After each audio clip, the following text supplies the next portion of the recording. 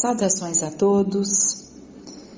Vamos buscar para nossa reflexão no livro Boa Nova, psicografado pelo Francisco Cândido Xavier.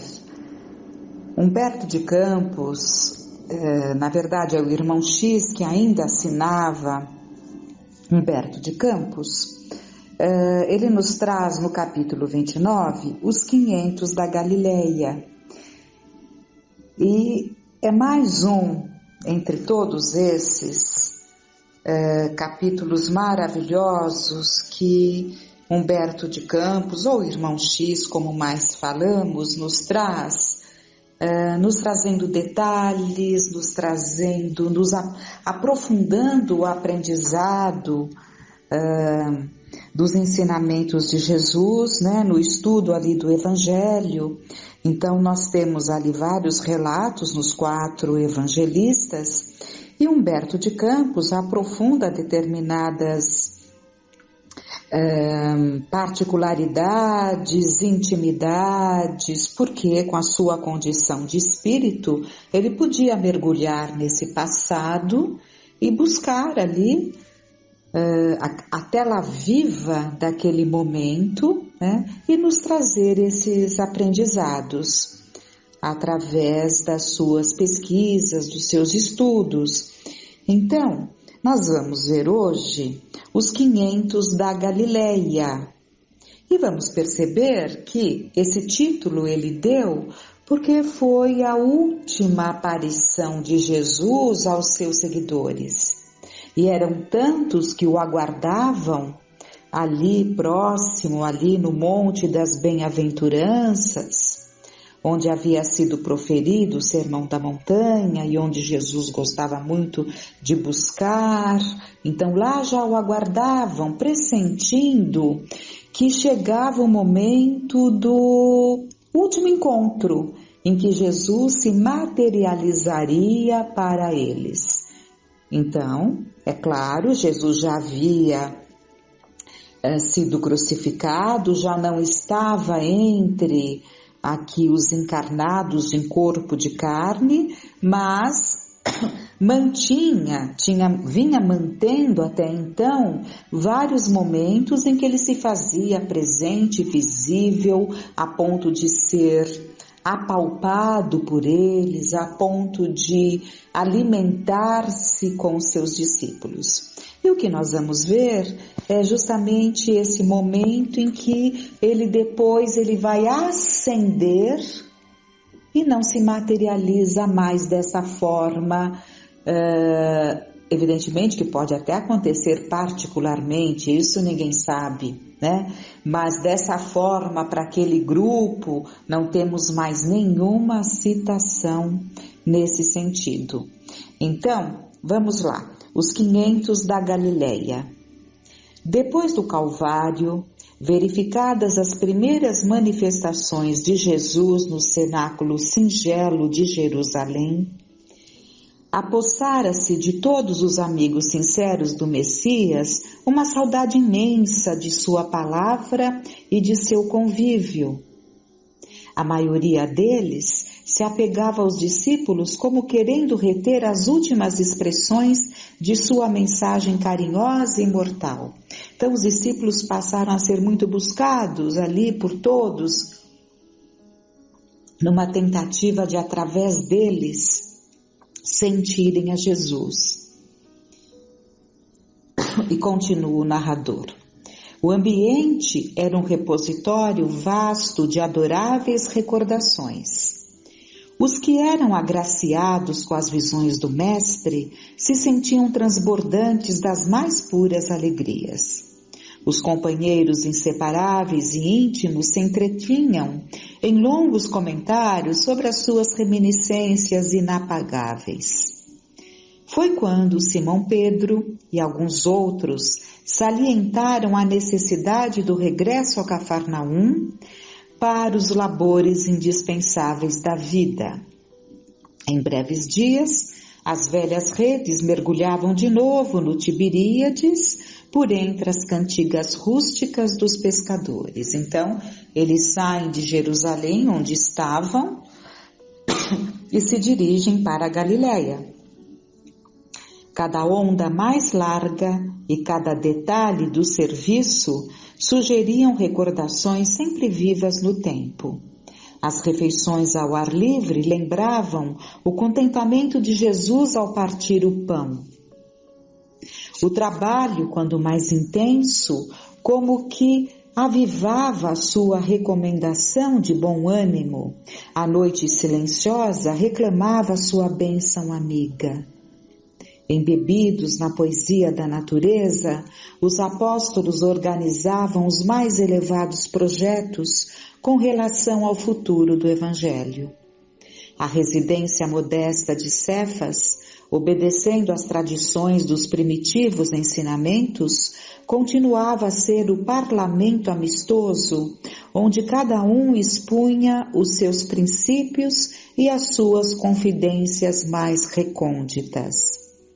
Mas ao pé do monte, onde o Cristo se fizera ouvir algumas vezes, exalçando as belezas do reino de Deus e da sua justiça, reuniam-se invariavelmente todos os antigos seguidores mais fiéis que se haviam habituado ao doce alimento de sua palavra inesquecível.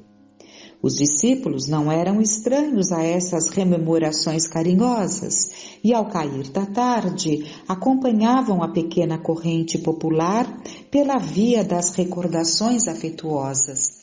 Então, esses momentos em que buscavam essas recordações afetuosas, recordando-se ali da presença, dos ensinamentos, das palavras de Jesus, normalmente era ali ao entardecer, depois do dia de trabalho. E os discípulos acompanhavam esse número de pessoas que buscavam ali aquela região. Falava-se vagamente de que o mestre voltaria ao monte para despedir-se. Alguns dos apóstolos aludiam às visões em que o Senhor prometia fazer de novo ouvida a sua palavra num dos lugares prediletos das suas pregações de outros tempos. Então ali muitos desses seguidores e muitos dos seus apóstolos, dos seus discípulos, estavam tendo a intuição de que Jesus apareceria novamente, se faria visível novamente nos lugares prediletos, Então, por isso que estavam todos ali já de sobreaviso, aguardando esse momento. Numa tarde de azul profundo, a reduzida comunidade de amigos do Messias, ao lado da pequena multidão, reuniu-se em preces no sítio solitário. João havia comentado as promessas do Evangelho. Então João estava falando para aquele grupo, que estava ali presente. Então João havia comentado as promessas do Evangelho, enquanto na encosta se amontoava a assembleia dos fiéis seguidores do Mestre. Então era um grupo pequeno ali junto dos discípulos, mas havia logo ali abaixo uma assembleia que estavam chegando, de fiéis seguidores do Mestre. Viam-se ali algumas centenas de rostos embevecidos e ansiosos. Eram romanos, de mistura com judeus desconhecidos, mulheres humildes conduzindo os filhos pobres e descalços, velhos respeitáveis cujos cabelos alvejavam da neve dos repetidos invernos da vida. Nesse dia, como que a antiga atmosfera se fazia sentir mais fortemente. Por instinto, todos tinham a impressão de que o Mestre voltaria a ensinar as bem-aventuranças celestiais. Os ventos recendiam suave perfume, trazendo as harmonias do lago próximo.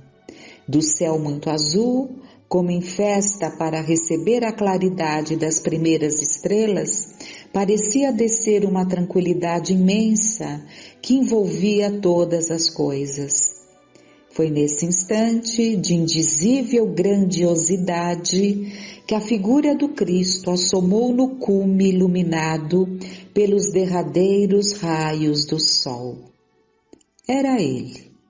Então, ele se faz visível no cume para que todos o vissem, num cume iluminado. Então, toda a atmosfera levava todos aqueles a pressentirem que aquele momento seria muito especial. E estavam todos nessa expectativa, aguardando a chegada dele, né? E como o narrador fala, era ele. Seu sorriso desabrochava tão meigo como ao tempo glorioso de suas primeiras pregações. Mas de todo o seu vulto se irradiava luz tão intensa que os mais fortes dobraram os joelhos. Alguns soluçavam de júbilo, presas das emoções mais belas de sua vida. As mãos do mestre tomaram a atitude de quem abençoava, enquanto um divino silêncio parecia penetrar a alma das coisas. A palavra articulada não tomou parte naquele banquete de luz imaterial. Todos, porém, lhe perceberam a amorosa despedida e no mais íntimo da alma lhe ouviram a exortação magnânime e profunda. Então aqui é um detalhe muito importante, porque nos evangelhos nós vemos a referência a este momento, né? Dos 500 que se reuniram, mas não sabemos certos detalhes. E aqui nós vemos que não houve a palavra articulada como acontecia em muitos momentos. Jesus conversava com muitos, em muitos momentos, articulando as palavras, né? Pela linguagem oral. Aqui não foi utilizada a palavra articulada, mas todos ouviram no recôndito da sua alma a exortação magnânima e profunda, né? Então, foi feito de forma para que todos ouvissem, mesmo sem a palavra articulada. E Jesus começa: Amados, a cada um se afigurou escutar na câmara secreta do coração. Então, amados, eis que retomo a vida em meu Pai para regressar à luz do meu reino. Enviei meus discípulos como ovelhas ao meio de lobos e vos recomendo que lhes sigais os passos no escabroso caminho. Então ele está falando aqui para todos aqueles 500 que estavam ali, eram muitos, centenas, né? Que seguissem os discípulos, porque os discípulos continuariam seguindo, né, os passos dados por Jesus. Então que eles seguissem. Depois deles, é a vós que confio a tarefa sublime da redenção pelas verdades do Evangelho. Então eles iriam, o que Jesus está falando? Que eles iriam continuar ali na vivência, no aprendizado, seguindo com os discípulos que tinham ouvido muitas coisas de Jesus ao pé do ouvido, digamos assim, mas agora eles já tinham a permissão para contar, porque Jesus já havia partido o seu corpo físico, né? Então, o encaminhamento foi que eles os acompanhassem, porque depois chegaria a vez deles nessa propagação do Evangelho. Eles serão semeadores, vós sereis o fermento divino. Instituo-vos os primeiros trabalhadores, os herdeiros iniciais dos bens divinos. Para entrardes na posse do tesouro celestial, muita vez experimentareis o martírio da cruz e o fel da ingratidão. Em conflito permanente com o mundo, estareis na terra fora de suas leis implacáveis e egoístas, até que as bases do meu reino de concórdia e justiça se estabeleçam no espírito das criaturas. Negai-vos a vós mesmos, como neguei a minha própria vontade na execução dos desígnios de Deus, e tomai a vossa cruz para seguir-me. Séculos de luta vos esperam na estrada universal. É preciso imunizar o coração contra todos os enganos da vida transitória para a soberana grandeza da vida imortal. Vossas sendas estarão repletas de fantasmas de aniquilamento e de visões de morte. O mundo inteiro se levantará contra vós, em obediência espontânea às forças tenebrosas do mal que ainda lhe dominam as fronteiras. Sereis escarnecidos e aparentemente desamparados. A dor vos assolará as esperanças mais caras. Andareis esquecidos na terra. E Jesus continua falando a eles, das situações dolorosas pelas quais eles passariam, mas jamais estariam sozinhos, porque até os fios de suas cabeças estavam contados. E passando mais adiante, os primeiros astros da noite brilhavam no alto. Então foi um momento que teve um espaço de tempo em que Jesus falou com eles passou a eles todas essas recomendações. Então os primeiros astros da noite brilhavam no alto como flores radiosas do paraíso. No Monte Galileu, 5 centenas de corações palpitavam arrebatados por intraduzível júbilo. Velhos trêmulos encarquilhados desceram a encosta, unidos uns aos outros, como solidários para sempre no mesmo trabalho de grandeza imperecível. Anciãs de passo vacilante, coroadas pela neve das experiências da vida, abraçavam-se, as filhas e netas, jovens e ditosas, tomadas de indefinível embriaguez. Então o estado era de êxtase de todos esses, que ouviram esses encaminhamentos, essas orientações de Jesus. Naquela noite de imperecível recordações, foi confiado aos 500 da Galileia o serviço glorioso da evangelização das coletividades terrestres sob a inspiração de Jesus Cristo. Mal sabiam eles, na sua mísera condição humana, que a palavra do Mestre alcançaria os séculos do porvir. E foi assim que, representando o fermento renovador do mundo, eles reencarnaram em todos os tempos, nos mais diversos climas religiosos e políticos do planeta, ensinando a verdade e abrindo novos caminhos de luz através dos bastidores eternos do tempo. Foram eles os primeiros a transmitir a sagrada vibração de coragem e a confiança aos que tombaram nos campos do martírio, semeando a fé no coração pervertido das criaturas. Nos circos da vaidade humana, nas fogueiras e nos suplícios, ensinaram a lição de Jesus com resignado heroísmo. Nas artes, nas ciências, e o irmão X vai elucidando tudo isso e eles continuam vindo. Todos esses espíritos preparados têm vindo sempre nos momentos importantes do processo evolutivo da Terra e continuarão vindo, e muitos estão retornando. E foi nesse dia que Jesus, amados, antes dele ascender, eis que também vos envio como ovelhas aos caminhos obscuros e ásperos. Entretanto, não temais. Sagrada emoção senhoreara-se das almas em êxtase de ventura.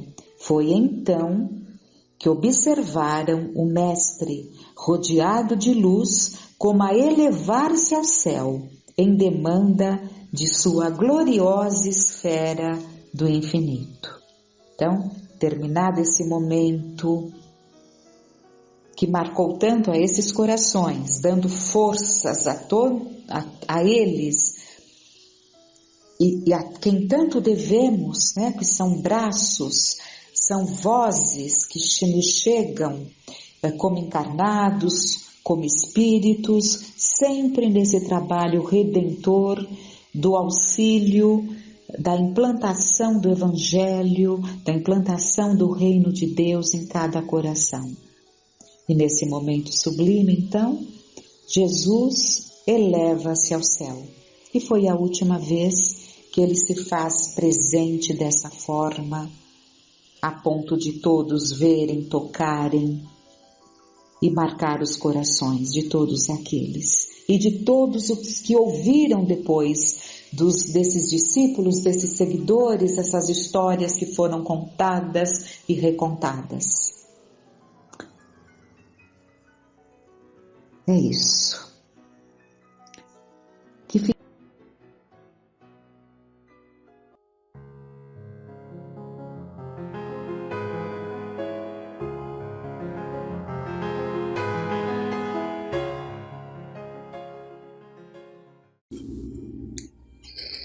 Do livro Estude e Viva, psicografado por Francisco Cândido Xavier e Valdo Vieira, pelos espíritos Emmanuel e André Luiz. Até o fim. Você já sentiu o prazer de ajudar alguém, sem interesse secundário, de modo absoluto, do início ao fim da necessidade, presenciando um sucesso ou uma recuperação? Por exemplo, encontrar um enfermo sem possibilidades de tratamento, endereçado ao fracasso e providenciar-lhe a melhoria simplesmente pela troca da satisfação de vê-lo restituído às oportunidades da existência? Desse fato resuma um bem-estar sem paralelo em qualquer outra ação humana, por exprimir-se em regozijo íntimo e inviolável. Você já pensou nos resultados incalculáveis de se proteger uma criança impelida ao abandono, desde as primeiras iniciações da vida até a obtenção de um título profissional que lhe outorgue liberdade e respeito a si mesma, sem intuito de cobrança? Já refletiu na importância inavaliável de um serviço sacrificial sustentado em benefício do próximo, do começo ao fim, sem pedir ou esperar a admiração de quem quer que seja? Só aqueles que já passaram por essas realizações conseguem julgar a pureza da euforia e a originalidade da emoção que nos dominam ao cumprirmos integralmente os deveres assistenciais do começo ao fim, sem a mínima ideia de compensação. Ocasiões não faltam. Ombreamos diariamente multidões de doentes, desabrigados, famintos, nus, obsessos e desorientados. Você pode até mesmo escolher a empreitada que pretenda chamar para si. Há um encanto particular em sermos protagonistas ou colaboradores efetivos das vitórias do próximo. Em muitas ocasiões, não há melhor estimulante à vida e ao trabalho. Para legiões de criaturas, essa obra de benemerência completa e oculta é a fórmula para restaurarem a confiança em Deus, cujas leis de amor funcionam pela marca do anonimato em bases impessoais. Nestas empresas do bem por dedicação ao bem, almas inúmeras encontram a cura dos males, o esquecimento de sombras, a significação da utilidade pessoal e a equação ideal do contentamento de viver. Quando inconformidade ou monotonia lhe desfigurem a paisagem interior, dinamize o seu poder de auxiliar. Semeie sacrifícios e colha sorrisos. Dê suas posses e receba a alegria que não tem preço. Tome a iniciativa de oferecer a sua hora e os outros virão espontaneamente trazer dias e dias de apoio ao trabalho em que você se empenhou. Experimente. Desencadeie a causa do bem e o bem responderá mecanicamente com os seus admiráveis efeitos. Doações espirituais. Feliz daquele que destaca uma parcela do que possui a benefício dos semelhantes. Bem-aventurado aquele que dá de si próprio. Através de todos os filtros do bem, O amor é sempre o mesmo, mas enquanto as dádivas materiais, invariavelmente benditas, suprimem as exigências exteriores, as doações de espírito interferem no íntimo, dissipando as trevas que se acumulam no reino da alma. Dolorosa é a tortura da fome, terrível é a calamidade moral. Divida o teu pão com as vítimas da penúria, mas estenda fraternas mãos aos que vagueiam, mendigando o esclarecimento e o consolo que desconhecem. Não precisas procurá-los, de vez que te cercam em todos os ângulos do caminho. São amigos e por vezes te ferem com supostas atitudes de crueldade, quando apenas te esmolam conforto, comunicando-te em forma de intemperança mental as chamas de sofrimento que lhes calcinam os corações. Categorizam-se por adversários e criam-te problemas, não por serem perversos, mas porque lhes faltam ainda as luzes do entendimento. Aparecem por pessoas entediadas, que dispõem de todas as vantagens humanas para serem felizes, mas a quem falta uma voz verdadeiramente amiga, capaz de induzi-las a descobrir a tranquilidade e a alegria através da sementeira das boas obras. Surgem na figura de criaturas consideradas indesejáveis e viciosas, cujo desequilíbrio nada mais é que a expectativa frustrada do amparo afetivo que suplicaram em vão. Para atender aos que carecem de apoio físico, é preciso bondade. No entanto, para arrimar os que sofrem necessidades da alma, é preciso bondade com maturidade. Se já percebes que nem todos estamos no mesmo degrau evolutivo, auxilie com a tua palavra ou com teu silêncio, ou com teu gesto, ou com tua decisão no plantio da união e da concórdia, da esperança e do otimismo no terreno em que vives. Compreender e compreender para a sustentação da lavoura do bem que se cobrirá de frutos para a felicidade geral. Não te digas em solidão para fazer tanto. Refletindo em nossos deveres, ante as doações espirituais, lembremo-nos de Jesus. Nos dias de fome da turba inquieta, reunia-se o Divino Mestre com os amigos para beneficiar a milhares. Entretanto, na hora do extremo sacrifício, quando lhe cabia socorrer as vítimas da ignorância e do ódio, da violência e do fanatismo, ele sozinho fez o donativo de si mesmo em favor de milhões. Na seara doméstica, todos somos irmãos, constituindo uma família só perante o Senhor. Mas, até alcançarmos a fraternidade suprema, estagiaremos através de grupos diversos de aprendizado em aprendizado, de reencarnação em reencarnação. Temos, assim, no cotidiano, a companhia daquelas criaturas que mais estranhadamente se nos associam ao trabalho.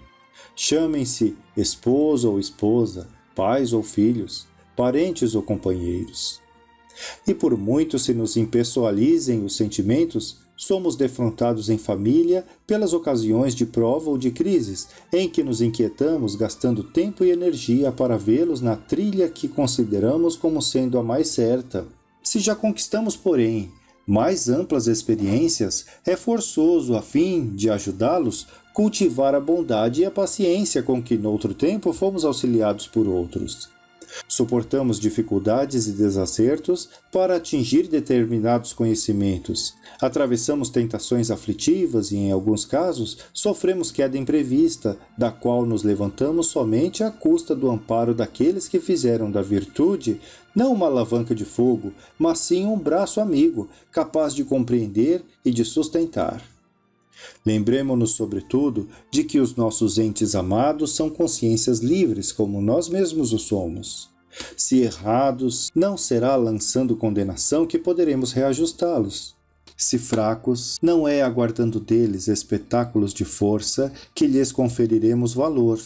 Se ignorantes, não é lícito pedir-lhes entendimento, sem administrar-lhes educação. E, se doentes, não é justo esperar que testemunhem comportamento igual ao da criatura sadia, sem antes suprimir-lhes a enfermidade.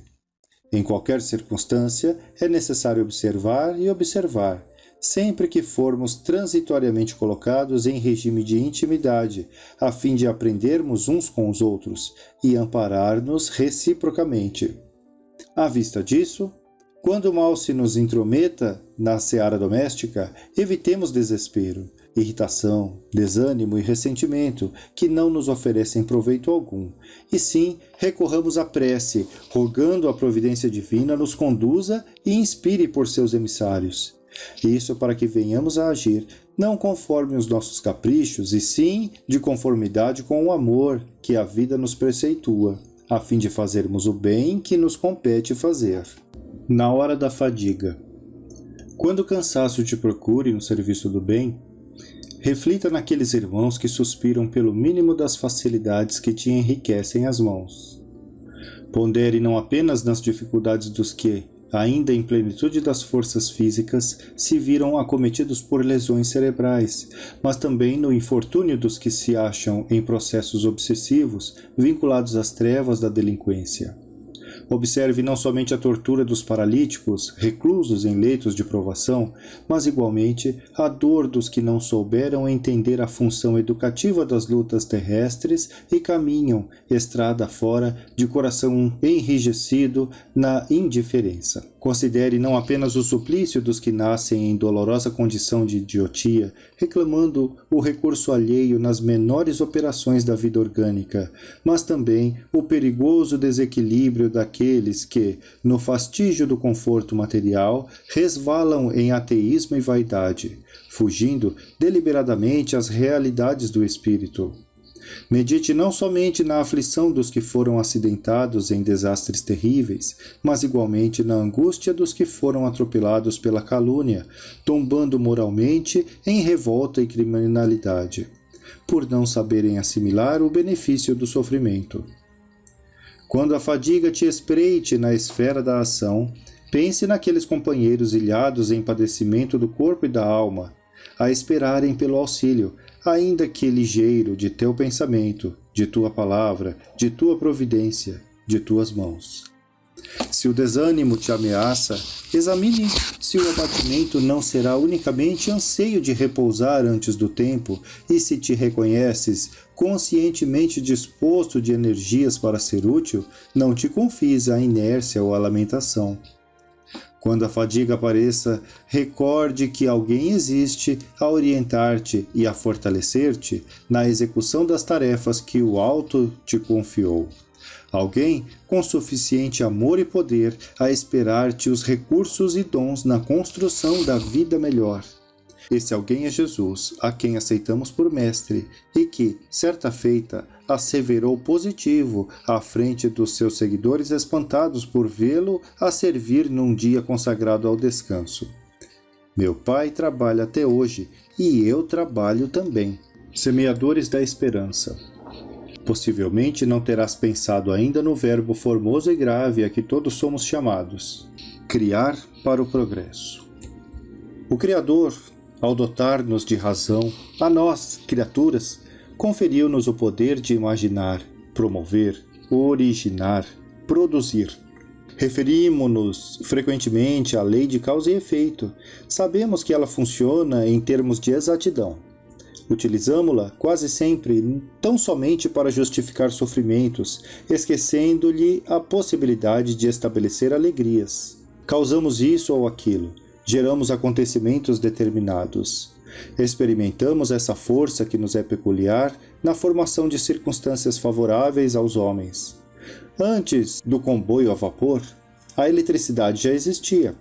Os transportes arrastavam-se pela tração, mas foi preciso que alguém desejasse criar na Terra a locomotiva, que se converteu a pouco e pouco no trem elétrico, a fim de que a civilização aprimorasse os sistemas de condução que prosseguem para as mais altas expressões evolutivas. O firmamento era vasculhado pelos olhos humanos há milênios, mas foi necessário que um astrônomo inventasse lentes para que os povos recolhessem as preciosas informações do universo que já havia antes deles. O princípio é idêntico para a vida moral. Precisamos hoje, e em toda a parte, dos criadores de harmonia doméstica e social, dos desenhistas de pensamentos certos, dos escultores de boas obras. O tempo nos ensinará a entender a necessidade básica de se criarem condições para o entendimento mútuo, como já se estabeleceram normas para o trânsito fácil do automóvel. Invente em tua existência soluções de conforto, suscite motivos de paz, trace diretrizes de melhoria, faça o que ainda não foi aproveitado na realização da riqueza íntima de todos. Provavelmente estamos na atualidade em estágio obscuro de lições sob a atuação imperiosa de ações passadas. Mas não nos será correto esquecer que somos inteligências com raciocínio claro e que, se antigamente nos foi possível colocar em ação as causas que neste momento e neste local nos infelicitam, retemos conosco a sublime faculdade de idear, planejar e construir. Hajamos, pois, na construtividade de Jesus, sejamos semeadores